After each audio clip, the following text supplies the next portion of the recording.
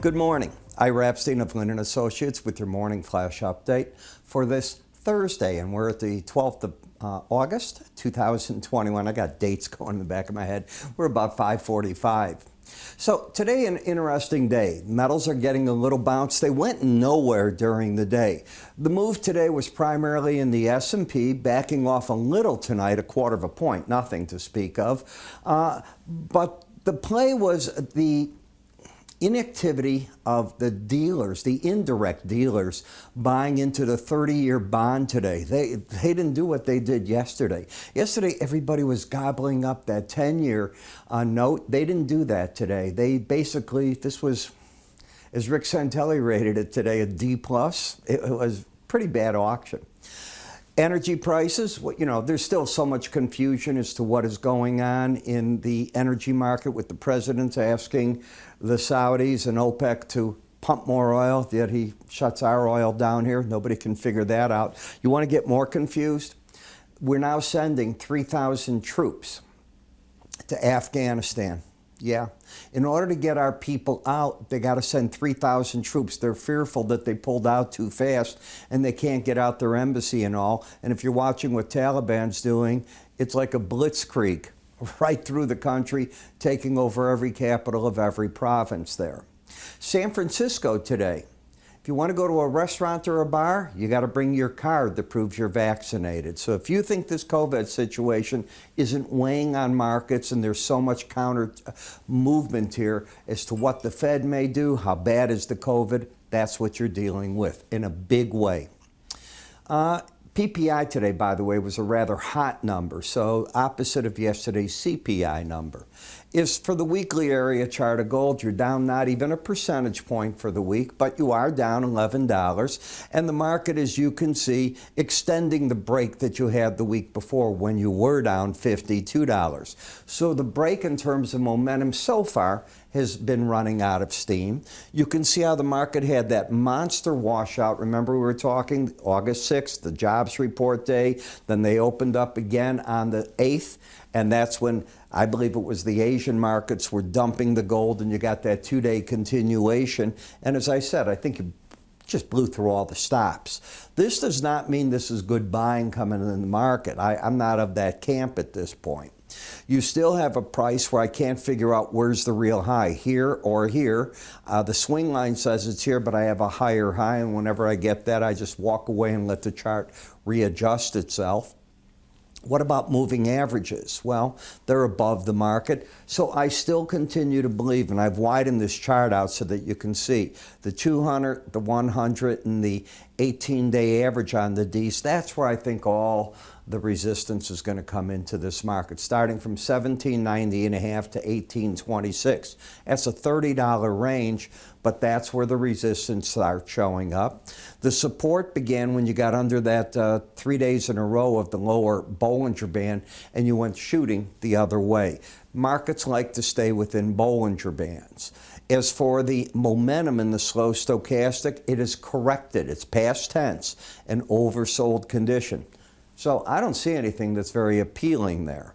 The gold-silver ratio continuing to lose. Lose means the higher these numbers go, silver is losing to gold, and therefore the gold is stronger than silver, and you see that right here. Silver got a pop right through where I'm pointing here 2 days ago. Back over after 3 days under the Bollinger Band. Now it's just basically riding it, as you can see. Oversold as can be, unlike the gold in a clear downtrend. To negate the downtrend, you're going to have to take out 2371.5. And the reason is we keep finding out so many of these industrial metals are under pressure, including the copper, which today rallied back into the resistance we have been talking about since Monday. Is because if you look at China and you look at the ports and you see what's going on, China, you get one case of COVID on a port and they shut the port down, and that's what's been going on. So if you look at the freight traffic, you see that it's stuck there. Now, a lot of the items coming out are our Christmas goods.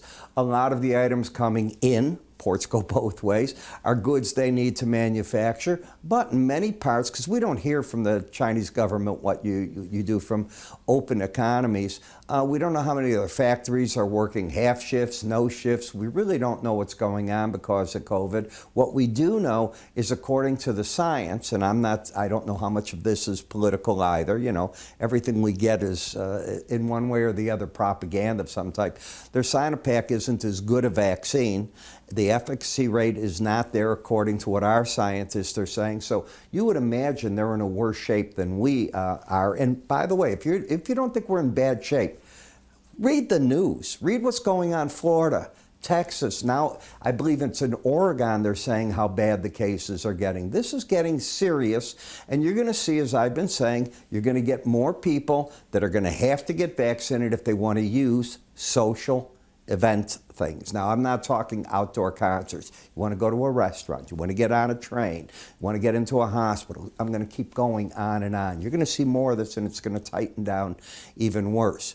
But in copper, what we were looking for here, let's talk about that. This is, let's go to Monday, because we were saying, if you rally, the resistance looked like it would be the 100-day average and the 18 together. And as you can see, that's what the market has been fighting its battle at. Don't know what to do when I see a chart like that. I let somebody else handle it. In the platinum, this has been a rally in a market that, just like silver and gold, got down too hard, but there's nothing bullish on the chart. Probably a lot of shorts waiting to come into the market is my guess at 1035, the 18-day average. They'd have to risk back over there. The market has corrected, past tense again, an oversold condition. If you come to the December palladium, I was looking at the other markets. I'm starting to move into the Ds in a lot of this for you here. And you can see the 18-day average. You're caught in that narrow band of the Bollinger Bands. The metal market's not offering much. Where the play has been strong, of course, is the U.S. dollar. And as that's been playing out, you have the higher lows, higher highs, but you're very overbought. If you rally more, I'm expecting substantial resistance at the 93.33 level, because you rarely get up and over a Bollinger Band and hold it very well. So you put it all together and you try to figure out, how do you chart? And that's where I think we come in to help you with a lot of what this is. Now, let me explain this in a way that makes sense. I use 5 indicators. I don't care if you're looking at an ETF chart, a spider, a stock, or a futures market chart. A chart's a chart. You start off questioning, what is the basic trend? Then you want to filter it with moving averages. I teach you how to do them, and there's more than you have here, because you also use them to enter the market.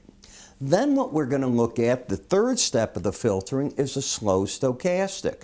We're going to see, is the market oversold, overbought, just pointing up, pointing down, or locked in to the point where it embeds, which is the strongest signal it can get. You then look at Bollinger Bands, because 95% of the time the market will trade within them. The problem is you don't always hit an upper or lower Bollinger Band, and that's where a standard deviation away from the 18-day average of closes comes in. It's called a window envelope. I update these at least 2 to 3 times a day for my paid subscribers. That way they can see where these numbers are coming in. They go look at them and they see where it's at. The idea is, first, what do you see in the marketplace? Is it trending? Does it make sense to make the trade? The way the filters work, you're trying to filter out, not in trades. And if you can't filter the trade out, then why aren't you making it? Even money management comes into play. There's 54 videos, about 8 hours of learning in it. You get the charting software, the data that I'm using. I make you a promise. You'll see charts. I just pull the names, values off of them. Why? I don't want you to think what that was. I want you to learn the formation. And yes, you're going to get the chart data that you can do it yourself. I start you off with a PowerPoint, then into the videos. Each chapter builds on the next. Do not go to the next chapter if you didn't learn what that is. Then you're going to have access to my research. So you're going to get my twice daily written updates, my special updates as I put them out, and access to the morning video. And you can choose, do you want a futures video or the Spider ETF video? Just tell us and we'll turn that on for you. The cost is minor, $249.95. The charting software alone is $100 a month, and you get that for free. My research is $60, so that's $160, and now you get all these videos for that time frame to work with. Go to the website, under the keyword education, you'll see the charting course. Then I'll have advanced courses, like you'll see the enhanced Bollinger Band course after that. And I'm just about ready to start recording an advanced outside day course, how you use that and what it points to often. I'm Ira Epstein. I'll see you tomorrow.